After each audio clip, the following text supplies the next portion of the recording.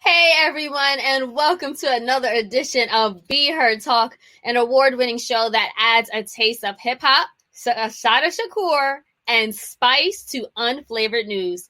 Each Sunday, we discuss race, politics, and culture from an unapologetic perspective, and we give you the opportunity to be heard. So leave your comments on YouTube, Twitter, Facebook, LinkedIn, and we will incorporate them throughout this show. And I know you guys are heated because the comments started last night. So we got a lot to talk about. My name is Selena Hill. I'm the digital editor at Black Enterprise and the founder of Be Heard Talk. And I'm super excited to be here with you all after a brief hiatus because there is a lot to discuss. Everything from the biggest stories of the week, like the release of Bobby Shmurda from prison, to the rise of the anti-Asian attacks around the country, especially here in New York City. Now, for that segment, we'll be joined by New York State Assemblyman Ron Kim in the later half of our show. So stay tuned for that. I know you guys are really excited to talk about that in particular. Now, on today's show, I'm actually joined by Be Heard Talk correspondent Evan Mastrondari, who is also the co-founder of Let's Not Be Trash. How's it going, Evan? It's going great. Thanks so much for having me. And thanks for shouting out Let's Not Be Trash, everybody. We are on Instagram. We are on Clubhouse. We are the podcast, website, platform for multidimensional men, co-founded with my boy and former Be Heard co-host Stan Fritz. And I'm happy to be here as always with you, Selena. Always. And I'm happy your Wi-Fi is working. Finally. We also have with us Michelle Hope, who is a sexologist, educator, and activist. Hey, Michelle, how's it going? It's going. How y'all doing? I'm doing well, Evan. I'm doing well now that my Wi-Fi well in the Bronx. So, I mean, you was out there doing it a little shoddy style, sir. I was remixing my own internet connection, but that's okay. Speaking of remix, let's actually kick things off with the news roundup again. That wasn't intentional. No, it's all good. So this is the time where we unpack some of our favorite stories of the week, the ones that made us laugh, cry, get deleted on Facebook or Twitter, whatever. It's the biggest stories with the most impact. So I want to start off with remixing Bobby Shmurda because this 26-year-old Brooklyn rap star was released from the New York State Department of Corrections and Community Supervision last week, concluding a 6-year stint after being charged with conspiracy to murder, possession of weapons, and reckless endangerment. He will remain under community supervision in Kings County up until February 23rd, 2026. Now, those pictures of Bobby Shmurda showed him getting off a private jet with his family and his friends. His first day out of prison, he was welcomed with wads of cash that he took pictures with. He had a photo shoot. He had a videographer. He had an exclusive interview with GQ. I don't get that type of love on a regular Tuesday. I mean, Bobby comes out of jail and it's just celebrate. I mean, obviously there's a lot to celebrate. Evan, I'll throw it to you first. What did you think about Bobby coming home? I mean, I remember when my man hit the streets with that single, everybody dancing, throwing their Knicks cap up in the air. I mean, it was wild. But we've been waiting for this guy to come out for a long time. People were saying that it's like the final boss of 2020 was going to be Bobby coming out of jail. Came a little late, but look, he definitely went with some serious, I'm going to say, allegations towards jail, including firing into a crowd, which is, if that's true, not good. But my man reformed himself. Look, he said he read letters from his fans, including a 6-year-old girl, that made him realize, you know what?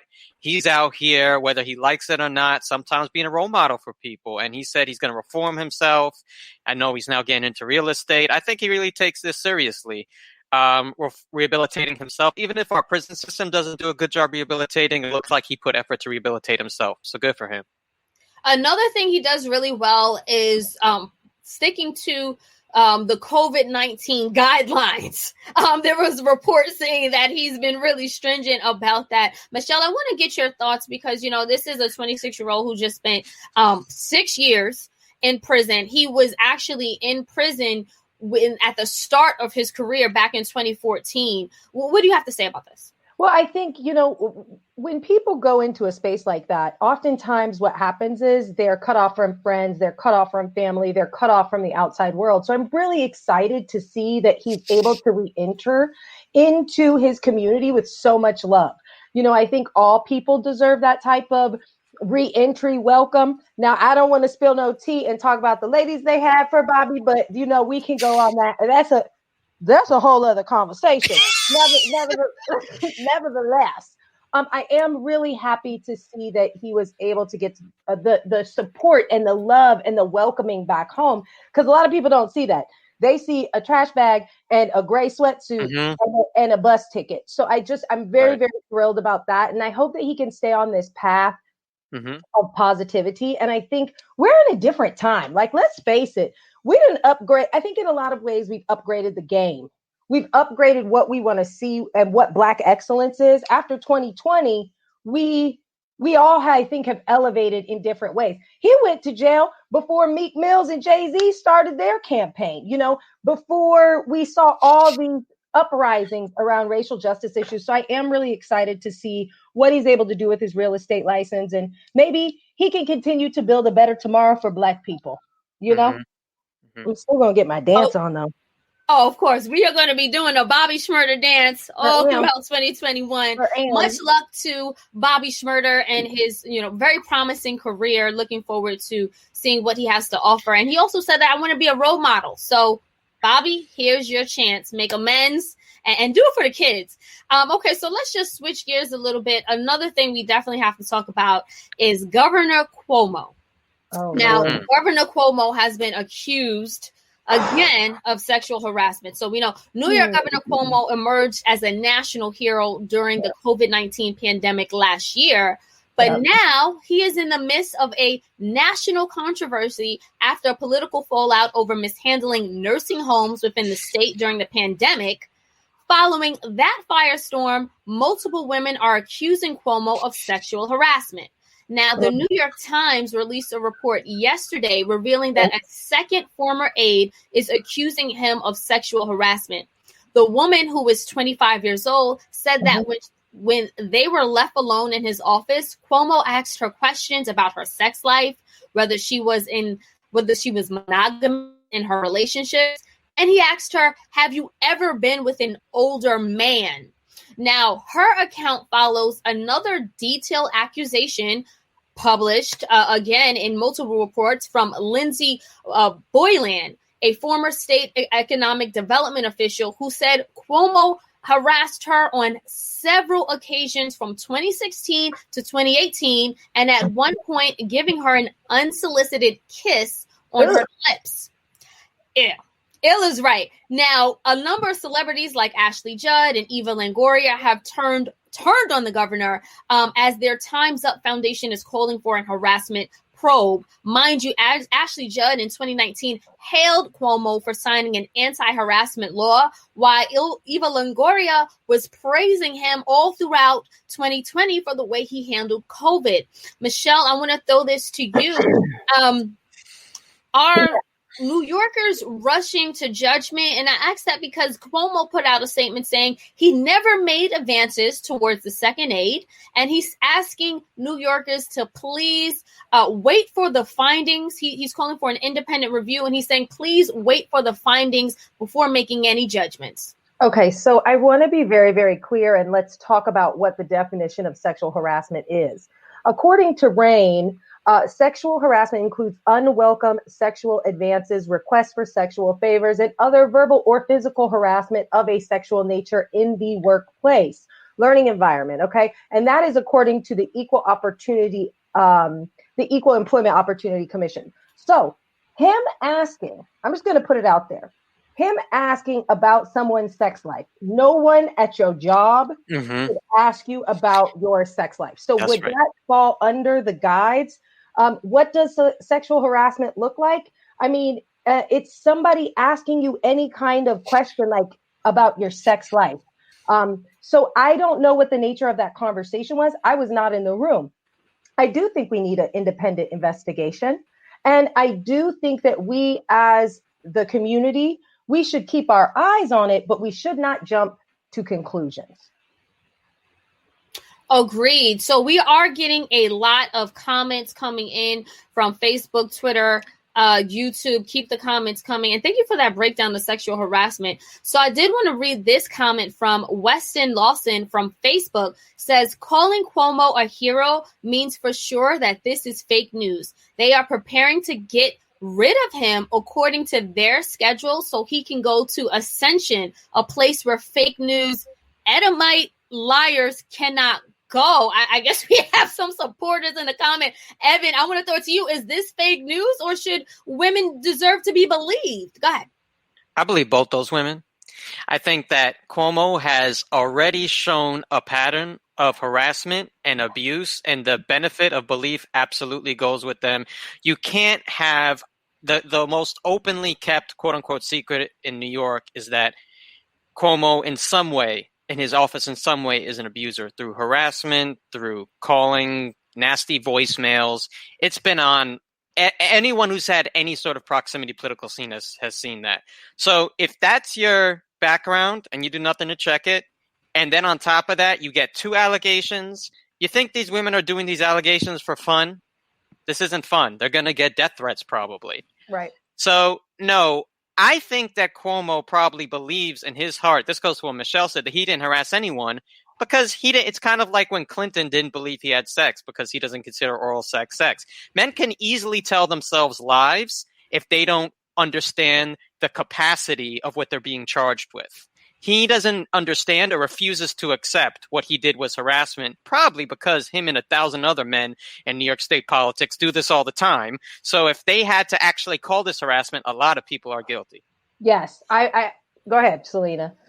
We are getting some comments. So Michael R. Hassler in the comments via LinkedIn says, I believe. So shout out to Michael. But there was another comment from a woman named Alina that I wanted to go to who disagreed. Do we have that comment? Okay, we're pulling it up now.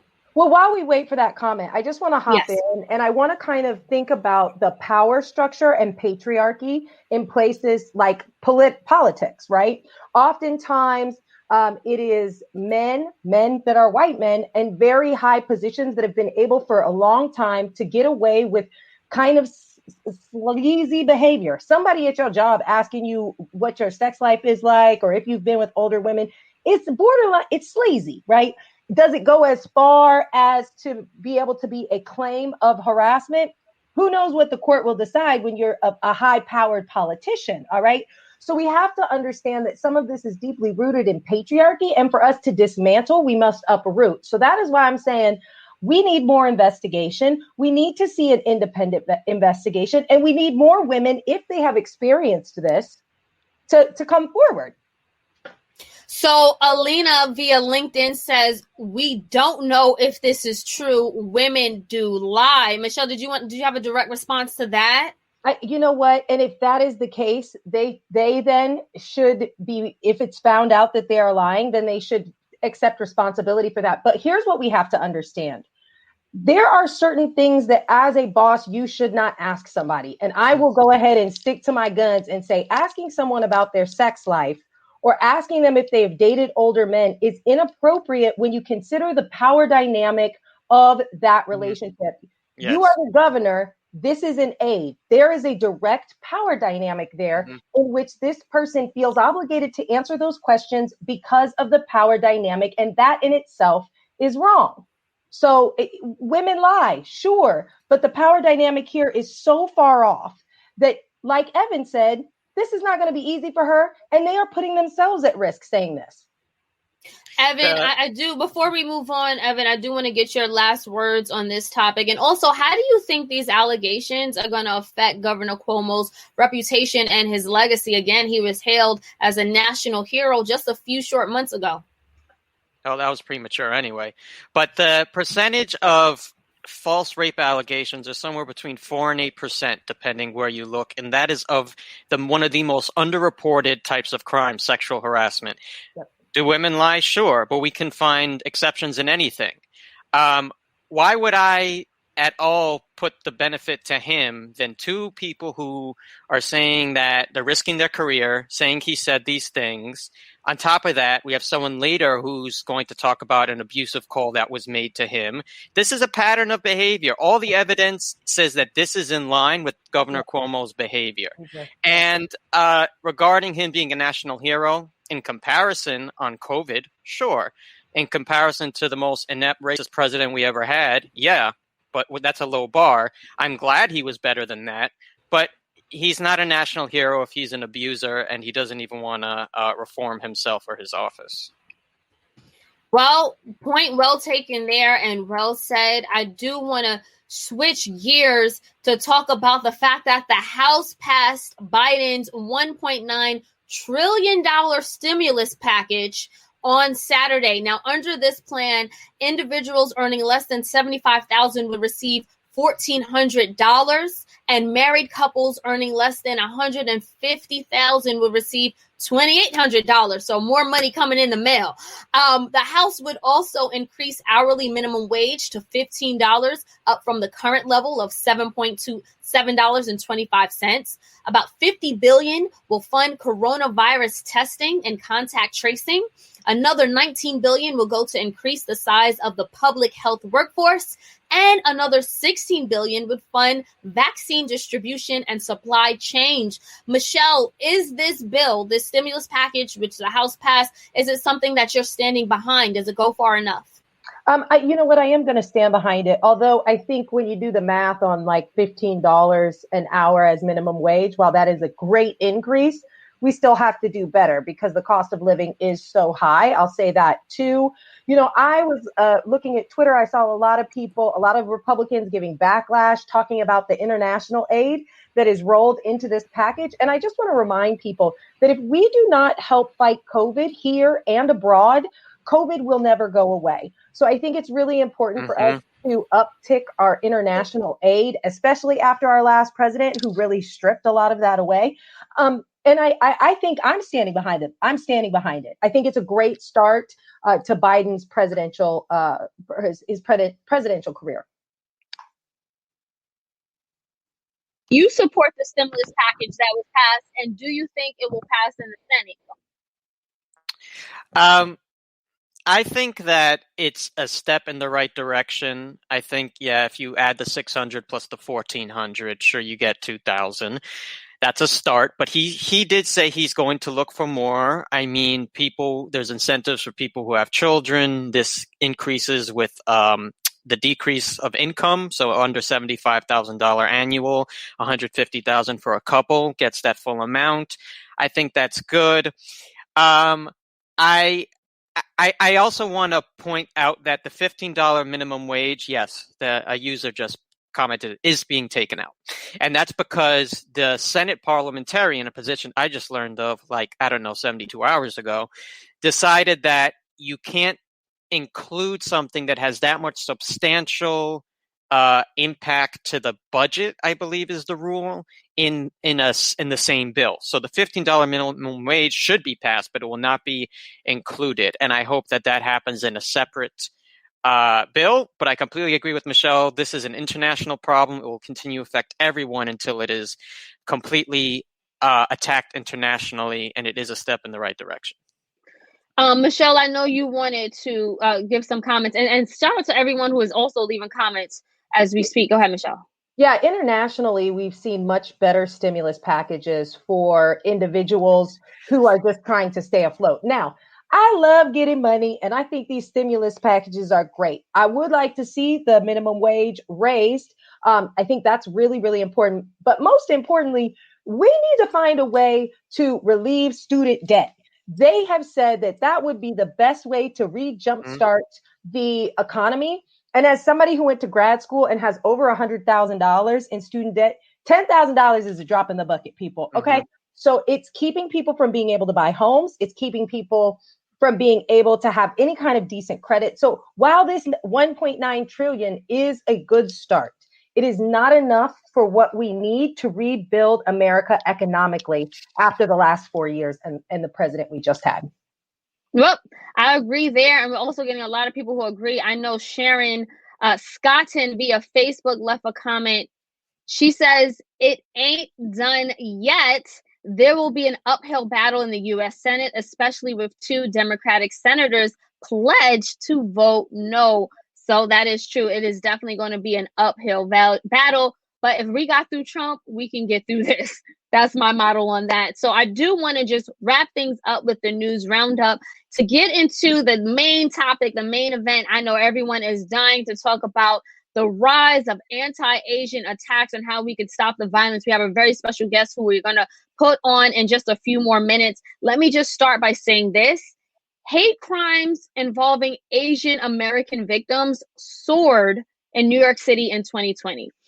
We had and the stabbing of a 36-year-old man last week is one of the latest in a number of attacks here in New York City against people of Asian descent. In addition to that, earlier this month, there's video footage that shows a man shoving a 52-year-old Asian woman into a metal newspaper box in Queens, New York. There were 29 reported racially motivated crimes against people of Asian descent in 2020 in New York City, and 24 of those were attributed to coronavirus motivation, according to NYPD data. Now, the number of hate crimes with Asian American victims, it jumped. In the previous year, it was only about 3. So we went to 3 to 29.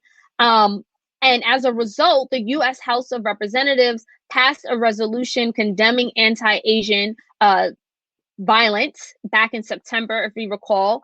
But I still feel like a lot of, those in the Asian community are grappling with anxiety, fear, and anger brought on by these attacks. And again, it's not just here in New York, it's happening across the nation. So we actually have a very special guest joining us. We have New York State Assembly member Ron Kim of Queens, New York, joining us for this conversation. How's it going, Assemblyman? Thank you, Selena. Thank you for having me on. I'm doing well. How are you? How are you, Michelle? How are you, Evan? Great. Good, thank you.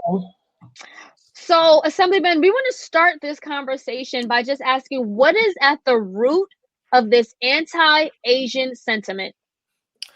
Well, I think everyone is talking about the rhetoric that came out of Trump's mouth for the last 2 years, especially during the pandemic, vilifying and demonizing the Chinese and Chinese Americans that led to people pinpointing all their anger at Asian Americans. But I think the harder discussion that we have to really confront is, what did our social conditions look like even before Trump opened his mouth? Before the pandemic, most people don't understand. New York, this country, we were already, 80% of us were already living paycheck to paycheck. New York State, the wealthiest state, a $1.8 trillion economy, the richest state in the nation, the 10th wealthiest in the entire world compared to other countries, richer than Finland, richer than Canada. We have the worst social upward mobility. We rank last in the world. So these are the conditions that people are already suffering in. So whether it was Trump, whether it was somebody else, anyone could have come in and just pulled that trigger and said, you know what? It's the Mexicans, it's the Asians, it's this and that. And then all of a sudden, all people's anxiety, anger, frustration, now we're being pitted against each other. We've seen this play out a number of times in our recent history. So we need to recognize our history. We need to recognize that we shouldn't be pitted against each other. This is a time to really practice radical solidarity and love and understand the bigger picture, so we can get out of this as one community. Assemblyman, so we are getting a lot of comments. Stephen Cruson via Facebook says, who is doing the majority of the attacks in California and New York? It's not just white people. Assemblyman, do we have data on who is doing these attacks? Listen, I haven't looked at the exact the racial dynamic, but when you see TV, when you see people getting attacked, it's easy to vilify young black and brown men in that moment. And the knee-jerk reaction, this is where it gets dangerous. Knee-jerk reaction is to say, let's get more policing, right? Let's get more people to come into our community. That's happening right now. So this is a very important conversation, and that's why I joined. That's why I wanted to join and have this talk with you, because that is not the answer. We've seen it before after 9/11. We said, oh, let's bring up all the police, and then what in the war on terror. We didn't catch any terrorists, but you know what we did? We harassed the Muslim community for 10 years. We increased NYPD budget by 50%. Our population didn't increase by 50%, but their budget increased. We got surveillance in every single block now. Wherever we go, they're watching us. That's what happened after 9/11. So we have to be very, very careful. Yes, when we call 911, yes, we want the police to come and help us. But are they going to address the violence and hatred? No, they're not going to resolve the violence and hatred. That takes community. That takes us investing into our people. That takes us practicing radical love and saying to the young man, going back to the young man who might have attacked an older adult and connecting the dots. What is the social condition that led to that person in that moment? And that is a very difficult conversation for lawmakers, people like me, because we dropped the ball on that young man. We didn't invest in housing. We didn't invest in schooling. We didn't invest in free health care for their family. That's how that young man became violent in that moment. But the moment we reduce it to individual violence for him and for Trump, then politicians absolve ourselves of any responsibility. And send that the needs police, to stop. and that's it. So I definitely want to get Evan and Michelle's voice into the conversation. I want to get your reaction, Evan, and also, not only reaction to what the Assemblyman is saying, but this rise in anti-Asian hate. Yeah, first of all, thank you so much, Assemblyman Kim. You are truly a hero of this state for everything you've done on this, and also the issue we'll get to later about standing up to power. So really, thank you for being here. The other thing to add of where we failed is addressing the roots of white supremacy, because the things that Assemblyman Kim, those powers that be that pit different ethnic groups against each other, that's white supremacy. That's the foundation of this. And we have done a horrible job in this country addressing those roots. So whether or not the attacker of an Asian person is white or a person of color, first of all, the recipient of that act, it's still harm. It still hurts. It's not any more or less harm or hurt if it's a person of color or it's a white person. They're still harmed because of who they are, because of their being and their humanity. And the other thing that internalized through all that is white supremacy wanting groups to. The biggest enemy to white supremacy are coalitions. Are groups working together to fight it. So white supremacy loves seeing different groups harming each other because it makes that discord greater and it makes white supremacy's power greater. So I want to get Thank to that. you. Yeah, and Michelle, your thoughts as well. Well, I think there's a couple things here. One, we have to remember that there aren't different races, right? Speaking to what Evan says is that, there's the white supremacy has divided us in a way to believe there's one race. It's the human race. So when one person is hurt, we are all hurt. Furthermore, I think there is, we have done a disservice in the space of education. The space of education that doesn't teach proper Black history also doesn't teach proper Asian history. And sometimes what happens and what we see is we lump all Asians together and they are a diaspora, just like Black people are a diaspora. And I think that if we started to celebrate all of these beautiful cultures in our schools, in our communities, we can build coalition because we'll find the things that we have in common. We'll understand our past struggles. And if we can understand our past struggles, we can unite to bridge towards a better tomorrow and a stronger community together. So I think really we have to identify that these attacks, and it's also a lack of education around how COVID got here and not blaming. It's like we're dirty. We're in New York. People want to blame, this certain group brought it here. It's like we're spreading it to each other because we eat on the train. We cough. You go to a bar, somebody's all in your face. It's not one person's fault. It's like, wash your hands, people. I'm just saying. I had to say that.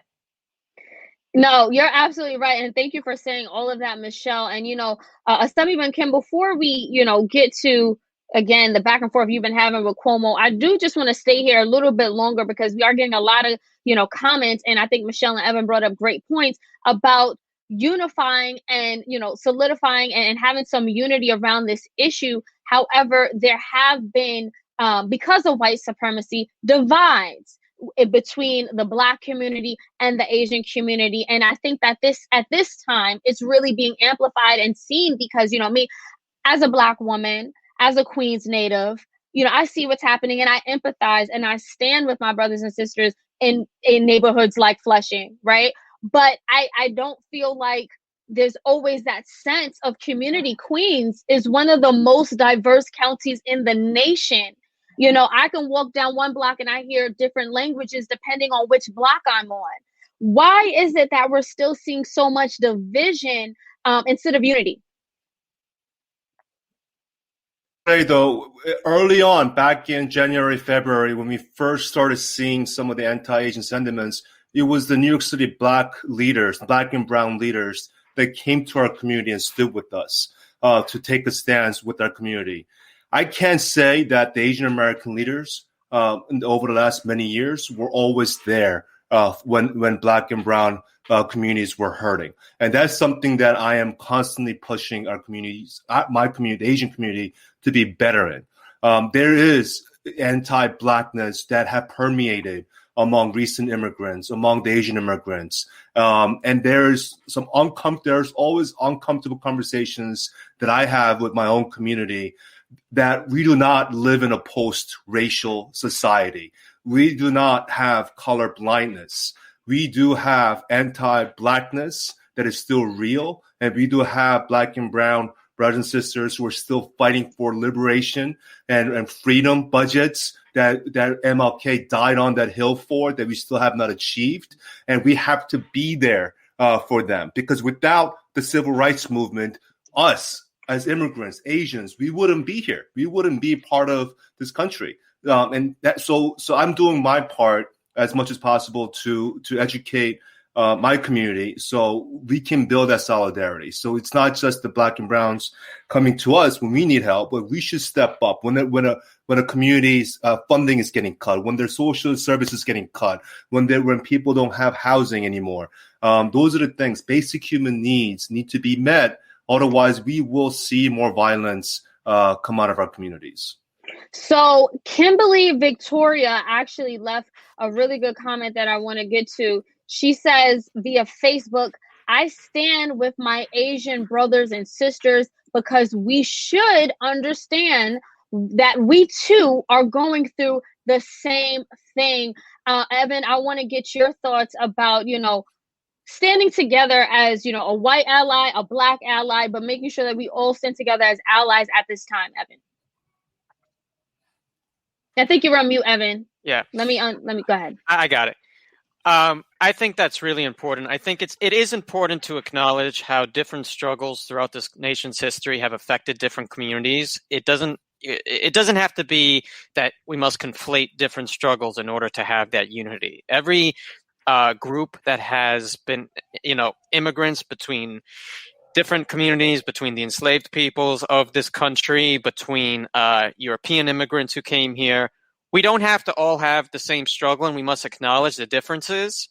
But we must understand, again, the root of that wants us to be apart is the same, and that is white supremacy. White supremacy wants there to be division between Asian and Black and brown communities because it makes that coalition to fight it all the more harder. It does its work for it. It does its work on the ground for white supremacy.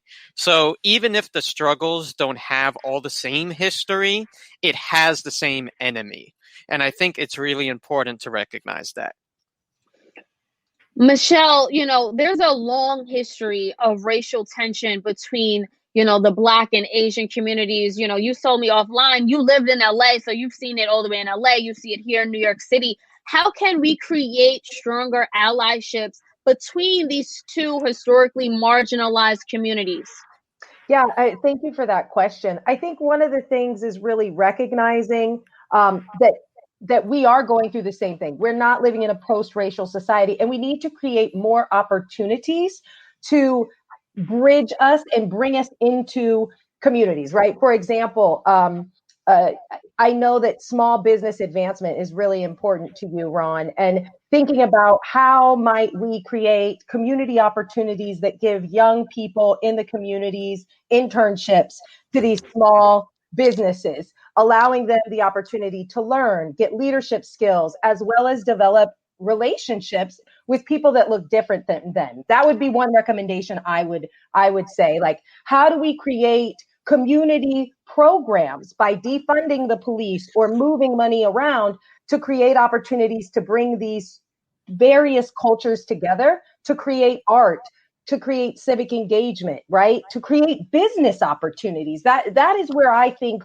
we need to be focused in rebuilding community through adding resources in spaces that will create growth. So Patricia Lee via LinkedIn says, we're doing a lot of talking, but where's the action? That actually leads to the question I was going to ask you, Assemblyman. What are you doing at this time to not only protect Asian Americans who are being attacked, in Flushing, in your district, and throughout New York City, but also to bridge the gaps?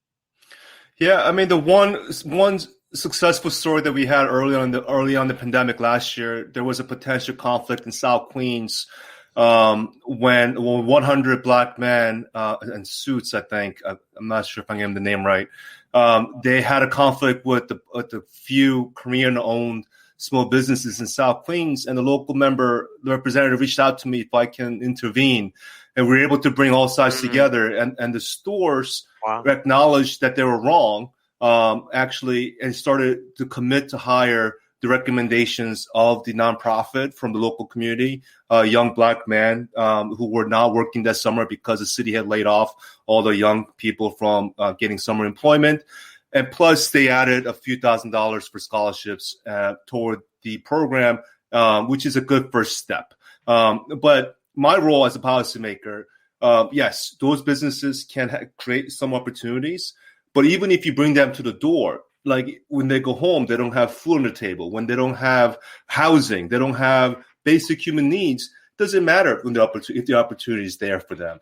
We need to make sure the social conditions around them improve as well. That's the role of policymakers, but the small business owners also have their role as well. So we're making small steps, small progress, and bridging that gap. But there's a lot to be done, around that kind of collaborative effort. And I hope that in the future we can also focus on how do we create, community-led, worker-owned small businesses. I know the nail salon issue was a big issue 2 years ago in Brooklyn when a Chinese nail salon owner was caught, or the workers were caught hitting the customer with broomsticks over $15. And that video went viral. And the community came out and shut down that store. And I was on the ground in Brooklyn and trying to de-escalate and figure out how to move forward. And part of the idea in terms of solutions was now that there's an opportunity, there's a gap here. Can we raise money to create some sort of a worker-owned, community-owned nail salon that's completely financed and owned by the workers in the community? So these are the type of creative ideas that can really empower, I believe, and Asian Americans can lend that support to help the Black and Brown communities and our brothers and sisters who have been left out of that pipeline of entrepreneurship, of being small business owners, and and having upward mobility. And that's how we create long-term solidarity between the communities. Assemblyman, I'm so happy that you brought up that issue that happened in 2018 in the Brooklyn nail salon, because we had an in-depth discussion here on Be Heard with Kathy Dang, who was former executive director of CAAAV at the time. And we spoke about the underlying tensions between these two communities because we are in very close proximity, but because of white supremacy, we often feel like we're being pitted against each other. So it is time for us to talk about it, to have these conversations on different platforms, to make sure we're not speaking in silos. Like I know, when I'm with my community, we talk about these things all the time, but how often are we having these conversations with our other people. And that's why we're doing this here on Be Her Talk. I do want to go to Karen O'Neill's comment. It's a long one, but I think it's a good one. She says via Facebook, I think the crime in the Asian community increased because of COVID-19, the hard times, financially hard times that came from COVID. It is why it increased. I don't believe Blacks are attacking Asians because they think that they brought COVID-19 here. A lot of Blacks feel like Asians are easy prey. Okay, I'm going to have to leave it there because it's a little difficult to understand. But I do think it touches on the larger issues that we're talking about here. Before we switch gears, I do want to just throw it over to Michelle and Evan before we sort of, move this conversation along for more thoughts on it, final thoughts. I think my final thought is really going back to building community opportunity to make money, and a community-owned business together is very important. And I love the idea of restorative justice. We have to bring our communities together and have these conversations and talk about what is coming up for us. In addition to that, I think that people's tensions have gotten so high. They've been out of work, and they do see Asian Americans as an easier target. Additionally, and I will say this, I feel like there is some underlying struggle from Black communities, because when I posted this, I got a lot of comments about it, that they feel like Asians have had it much easier here in the United States, especially when it comes to the type of police brutality that African Americans are experiencing. So they feel like, and these are just comments that I received, that there is added layers, like there's layers and levels to this, to where they'll look at the other community and say, oh, they have it so much easier, when they just don't know, because there is a lack of understanding, a lack of education, and we need to just bring us together and just have real conversations so we can understand better. Yeah, I mean, I gotta say, Michelle, that's a very good point, and I think it's a complicated issue. And part of it is also Asian American elitism that invisibilizes our own poverty. Yes. And because we also have people who are harassed all the time by the police. For example, we have migrant sex workers in my district. And 2 years ago, one of them, Yang Song, who I stood up for, was raped by a vice undercover police officer, was harassed for months, and she eventually died running away from a targeted raid of a balcony. Yep. The first group of activists that showed up for us, Black Lives Matter, was there on the ground with our community, saying this is exactly why we don't need more policing in our communities. But did our own community, show up? No, they looked the other way. They called her a prostitute that deserved to die, a spat on the sidewalk. Somebody actually posted that, a real estate landlord of Asian descent. So sometimes we are our own worst enemy, invisibilizing our own poverty. So when other Black and brown communities look at our community, they don't have poverty. They don't have any problems. Every Asian must have went to Harvard and must live on Fifth Avenue. They're doing so well. That ain't the case. Statistically, 1 out of 4, we suffer from the worst poverty of all racial groups. Most people don't know that. But that's the truth. But most people can't accept that, because we're either it's not real, or we're either foreigners. We're just tourists not living here. That's how we're perceived. So in my role, when I have a soapbox, I try to tell the truth about our struggles too, so we can actually build better allies with other communities going through the same problems. Yeah. And then, Evan, you talked about this too, the model, the myth of the model minority. Right. Can you talk about that a little bit? That, white supremacy loves exceptions, because creating exceptions allows it to trivialize its own damage. So creating this idea of a model minority and assigning it frequently to Asians and sometimes also to Jews, it allows it to minimize the damage it's done and to pit different groups against each other.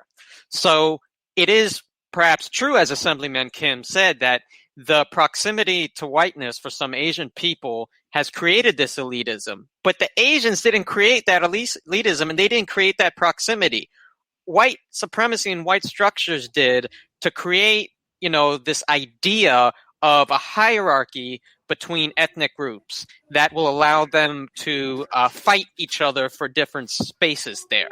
But regardless, the creator of that and the one that's at the top is exactly the same. And the other thing I want to say is it's very important we talk about these tensions. You know, from Latasha Harlins in LA to today, they absolutely exist. But I don't want there to be any group that feels like it must fight for its humanity. Its humanity is there. Every group's humanity is justified, and nothing needs to be solved today for that group's humanity to be respected and protected.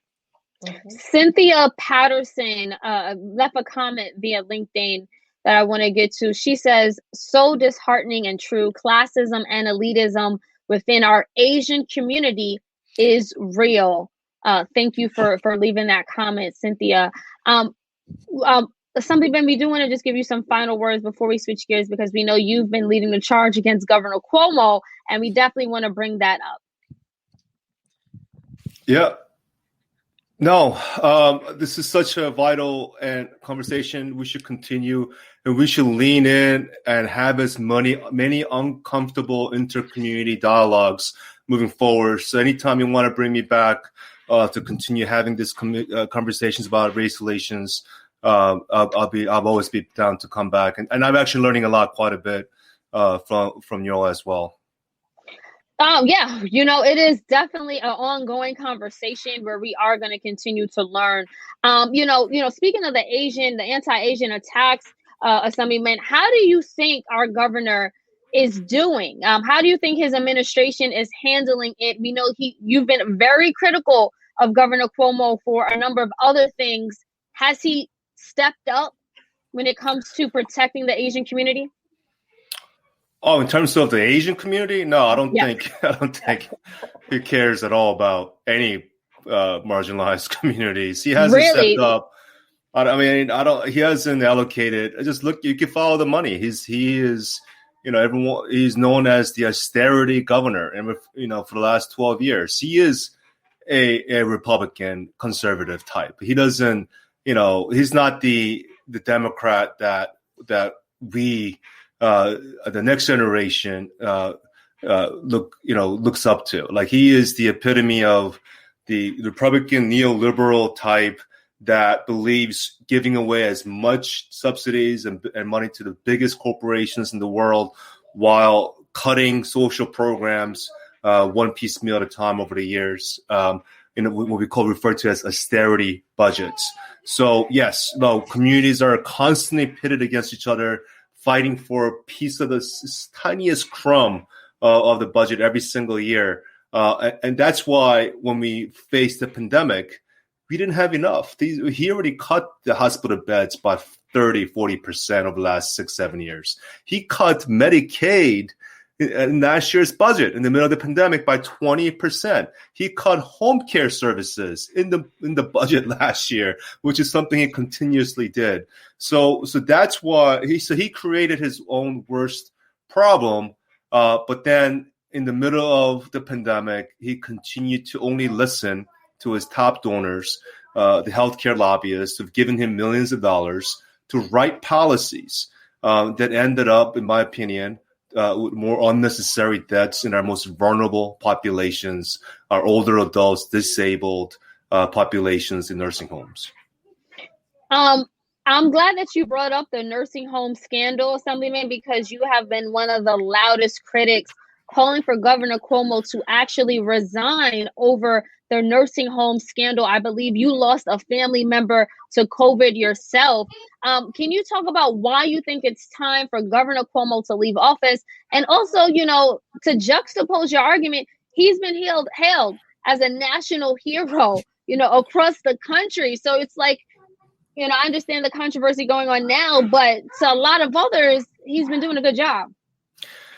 Yeah, this was a tough fight for me. Last year I had a re-election, and the governor was polling at 70, 80, 90%, and every campaign consultant was, don't criticize the governor, don't go after him, you're going to lose your race.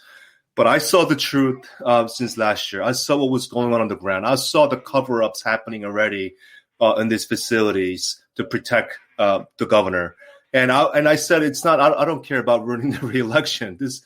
I'm here to protect my constituents. People are dying left and right, and I'm seeing the truth. And I'm willing to lose everything to expose that truth. And I made that choice a long time ago. And when he made the decision to call me a few weeks ago to try to implicate me, to try to force me to issue a statement, to lie and cover up for his administration, I mean, there was no way. Like, my uncle died. 15,000 other people died because of his bad decisions. I represent so many nursing homes. I was not going to lie for the governor. I already made that choice to go up against him many months ago.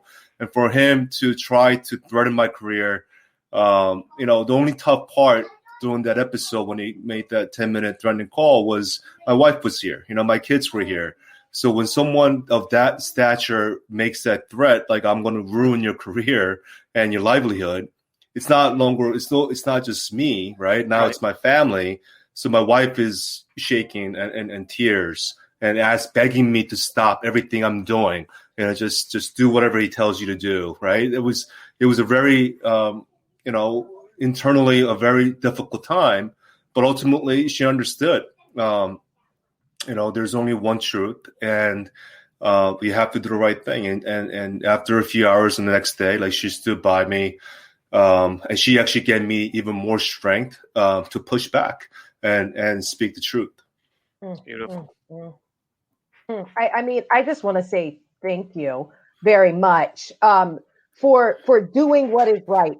Martin Luther King Jr. says, the time is always right to do what is right. And I think from the community, we thank you for standing up, and we thank you for speaking out and not being afraid. So I just want to say thank you for all the people you'll never meet or haven't met yet. And thank you, Michelle. Yeah, and we had another comment of someone else thanking you as well from John Gordon, who also says thank you to that. Evan, go ahead. Yeah, I wanted to thank you. I appreciate your work so much. And what you did is not just on behalf of all New Yorkers of different ethnicities. It's really on behalf of anyone who's ever had a boss think that their power allows them to get away with their abuse, that a culture of power allows them. It's almost like, I think a lot of people thought, oh, this just comes with the territory. You get this powerful, this is how people act. And that's also the same ideology that allowed all these men to harass all these women. I mean, and men too, but especially all these women to get away with harassment. So what I'm thankful for that you did isn't just for this specific incident about the misrepresentation of nursing home numbers, but it can change the political culture we have in New York. And since it's a national story, nationwide, because it's starting a movement to say, no, I don't care how powerful you are as a boss. This does not come with the territory. You can legislate effectively and not threaten people's livelihoods and their families. That has no place in politics. John Gordon says, Assemblyman Kim, thank you for representing what a true American politician should be. Right. Stay strong. Someone even asked, Assemblyman, are you running for governor, or do you have ambitions for higher office following this?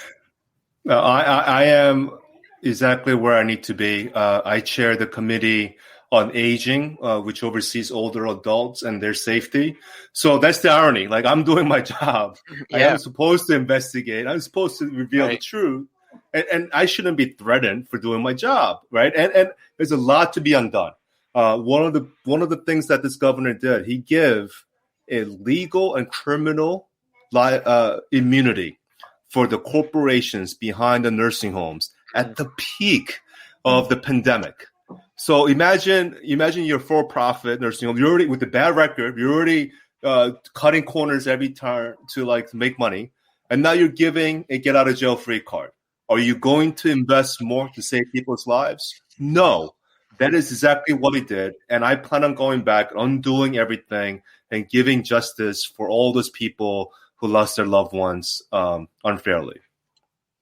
Absolutely. And, I think another thing people are saying is, we see you speaking out. A number of other Democratic lawmakers in New York have spoke on the condition of they've decided not to reveal their names, but they said that the governor does have a long record of abusive practices, but they're not coming forward. Why do you think that is? And why do you think it is? It seems like Governor Cuomo has been able to tiptoe around what's really going on and to build his national profile? The corrupt conduct and the behavior, the public, it's so hard to see. Someone like him, a second generation political powerhouse, have so much access and power. So all these elected officials that have cut the bad deals with them, they have former staff members working at a state government somewhere, right? They got capital money in the past because they shook hands with them. Cuomo has all the receipts on so many elected officials. So even though they've been abused, the moment they speak up, now they're former people that used to work for him. Their jobs are at stake. So there's so many different ways that he is able to control and really direct people in a demagogic way that it's almost virtually impossible unless we collectively come together with the public, with the media, to shed as much light and grill his every single move until he no longer can be corrupt. It's about accountability. Michelle, we do have to start to wrap this conversation up. We had a robust conversation with Assemblyman Kim, from everything from the anti-Asian attacks to now holding Governor Cuomo, one of the most powerful Democrats in the nation, accountable. What are your final thoughts about this discussion today? How can we bring it home? I think really what we really have to do is we have to build coalitions and we have to come together. And that being said, I want to tell everybody out there that there is a brand new app about to launch called Community X. And what Community X is, it's a place for changemakers by changemakers to be able to build coalitions. So we invite you to go to www.communityx.tech and join us and tell us what social justice cause areas do you want to build coalitions around. So I would say that I want to thank Ron for being here and doing what is right. I think that you are an upstanding politician, and I appreciate you taking care of our elders, because guess what? We're all going to be elders sooner than later. So I need to make sure you and people like you stay in those positions to keep people honest. Thank you. Thank you. Thank you. Thank you. Evan, final thoughts on the conversation we had today? Well, the first part being the anti-Asian hate and violence, it has no place. No one is a monolith. No community is a monolith. And there are... Evan's audio? Hello? No one is a monolith and no community is a monolith. And everyone deserves to be treated as such. There are Asians who are currently in support of Black Lives Matter, and there are Asians who marched alongside Fred Hampton. And yes, there's anti-Blackness in the community that needs to be addressed. But regardless of what is discussed today or tomorrow, their humanity is always there and never needs to be proven. And I want to thank Assemblyman Kim for being the voice of truth to power that we have waited for a very long time in this administration. And frankly, it shouldn't have taken this long, because I think there were enablers for a very long time, and he had to put his own livelihood on the line to actually do that. And we should actually break these patterns and build not just coalitions of groups together to fight white supremacy, but coalitions within the legislature to fight abuses of power at its first glance. Thank you for that, Evan. Assemblyman, we do want to give you the last word in 30 seconds or less, just to bring it home. Thank you all so much. We still have a lot of work to do. Cuomo is not going to go away.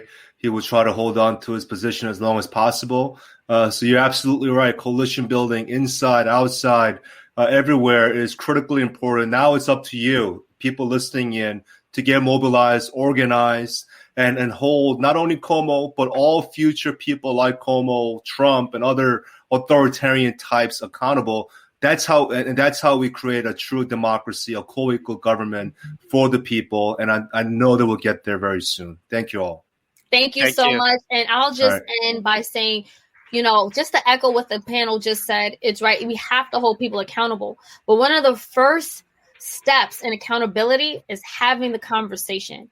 And I want to just go back, because I saw all of the comments we got. There was a lot of backlash from the community, my community in particular, about having this conversation because of the underlying racial tensions that we have seen between the Black community and the Asian community. But if you want change, if you want progress, this is the way to do it. We need to have these conversations. We need to be educated. We need to educate others, and we need to self-educate and take accountability. And again, props to Assemblyman Ron Kim for, doing just that. He came on this show and had the conversation and is also doing the work. And just as he is holding Governor Cuomo accountable, we're going to hold him accountable because we elected him. And that's what I encourage everyone to do. Continue to educate, inform, and empower. And to do that, we have to hold our leaders accountable.